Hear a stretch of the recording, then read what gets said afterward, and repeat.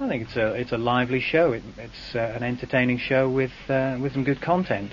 And problems near Thetford on the A11 at Rowdham Heath. Here's the Style Council. There's a girl in my office, she keeps on stopping right in front of my eyes. And apart from people asking about the music, people often say, well, what's your routine? What time of day do you get up? And when you finish your show, what happens? Is that it? Do you just work 3 hours a day? It'd be nice to think we did, but of course that's not the case. I usually arrived in work at about 6:30, the show having been prepared the day before. Gives me about half an hour to go through the papers, to find the interesting little stories and snippets of information, the surveys and the funny stories that are maybe hidden away that people might miss. And once I've finished the show, it's then a question of getting the next day's music out. And of course we play a lot of oldies, so preparing the music takes quite a long time. The yesteryear hits, the horoscopes, all the requests, of course we have to make sure they go out at the right time of day. The sticker spot of rhymes, maybe the wind-up phone call has to be prepared, and that doesn't always go right first time, and maybe you have to try about 6 before you get the one that is usable. So it's all time-consuming, and of course we don't have producers here, so we prepare everything that goes into our shows ourselves, which I think is good because you get more of a feel for the program. So it takes quite a few hours, a number of hours, to prepare the next day's show, and then of course we can toddle off home, maybe get a couple of hours kip, all ready for the next day's early start.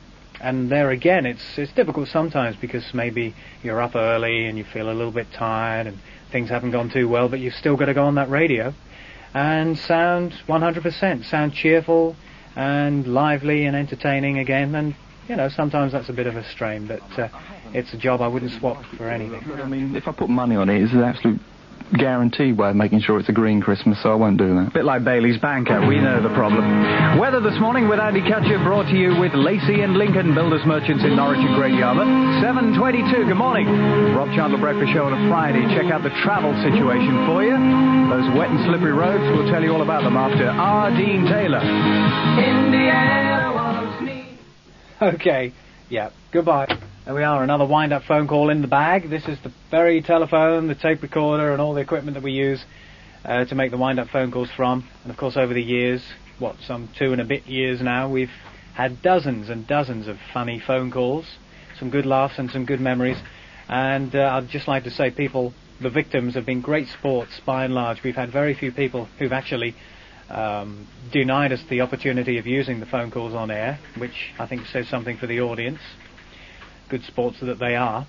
And it's interesting to note that the wind-up was actually started by the original presenter of the breakfast show, Nick Risby, when he started the birthday phone calls. They developed into the wind-ups, and when I stood in for Nick on his show, I did the wind-ups quite successfully, and it was suggested that maybe it would be a good idea if I carried on with them, which I did. And of course we've had literally hundreds of successful and very funny phone calls on air. So really, the wind-ups, although they've been associated with me for the last 2.5 years, I think we should say a big thank you to the man who instigated them originally on the station, and that's Nick Risby.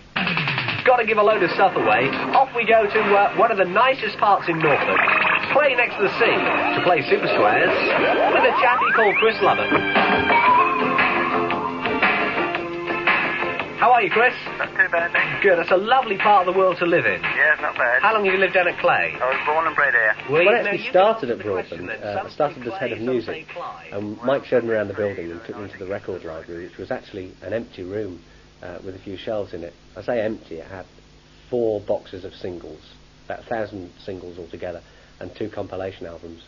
And one of my first jobs was with Tony Gillan, to go down to London to the record companies and fill the record library. So that we did, wandered around all the big companies, some of the smaller ones as well, and managed to get quite a few hundred records, if not 1,000. Good fun, been shown a complete catalogue from a record company and them saying, take what you want. I wish it was my own personal collection. So that's perhaps my earliest memory of Broadland. Day 1 coming on air, that was a very nervous time for all of us. We were all down here. I think everybody who worked for the radio station on the 1st of October 1984 came down for a champagne breakfast, and there were just so many people down here. I mean, not just staff but guests as well. Some of the major advertisers, they were here, along with film crew from Anglia Television who were still filming for this documentary. It was about 20 to 6 in the morning, and you couldn't move for people in champagne and orange juice. And I was pretty terrified. It's not like doing an ordinary show. Doing the first one, you know everybody's listening to it, everybody's hanging on to it, and if they don't like that first one, they're never going to listen again. So I was pretty nervous.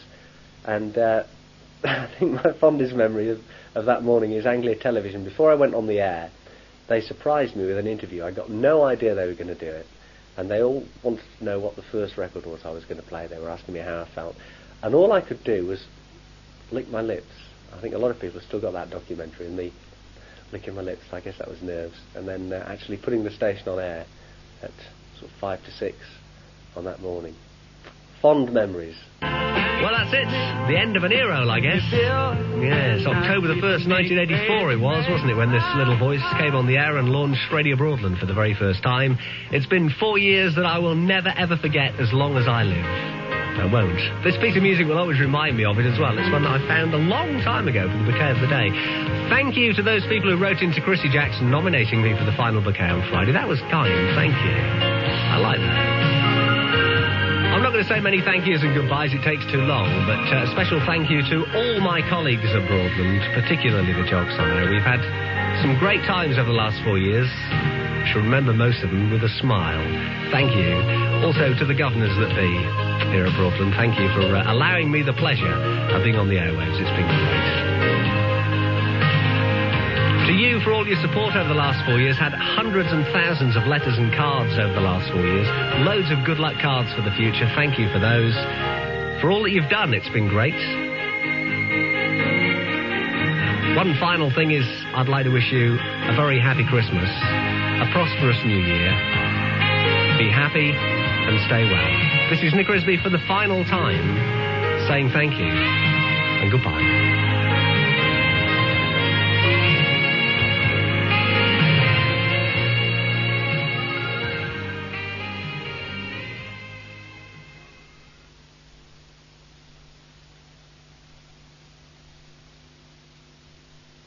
When presenters leave the station, such as Nick Risby, the gaps obviously have to be filled. A job for Broadland's senior presenter, John Warwick. How does he go about this task? Yeah, well, basically we get dozens of tapes every month, some from very experienced people and some from not so experienced people.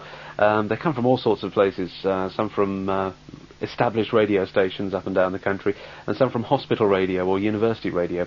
And ironically, some of the more experienced people are not what we're looking for, because they've developed over their period of time in the presentation business an awful lot of habits which we basically want to get rid of. What we're looking for is the potential to be a warm and friendly voice on the radio, somebody who can broadcast on a one-to-one basis, so that somebody listening at home will feel that the presenter is talking just to them. The sort of thing we look for in an audition tape, apart from the warm and friendly voice and the one-to-one thing that we're looking for about 7.5 minutes, most of the music cut out, cut the music down to a minimum, and somebody who's going to talk naturally, somebody you can feel at home with. Good afternoon and welcome to Tuesdays on the Move. It's John Warwick with you until 7 o'clock, and we've got Clue 1 in today's Clued Up quiz. Could win yourself a Radio Broadland sweatshirt. Clue 1 today, you've got one at the end of your garden. I wonder what it could be. Give me a call if you think you know. Norwich 630-222. That's Norwich 630-222. I think a lot of people imagine the work of a radio presenter is one of the easiest jobs in the world. You know, you sit down with a pile of records in the warm, playing a few records for about 3 hours and that's it, and go home. It's actually a lot more involved than that. Obviously there's the preparation for the programme, sorting out the right music, and that on Broadland is very important. There's the actual time that you're there in the studio, operating something which looks rather like, to the first-time observer, the cockpit of Concorde. All those buttons to press and a lot to think about at the same time. And I combine that with my duties of a senior presenter, looking for other presenters who we may want to bring on board, listening to audition tapes and so on and so on. John Warwick. It's Radio Broadland on this Tuesday afternoon. It's 4:45, and John Warwick with you through until 7 o'clock.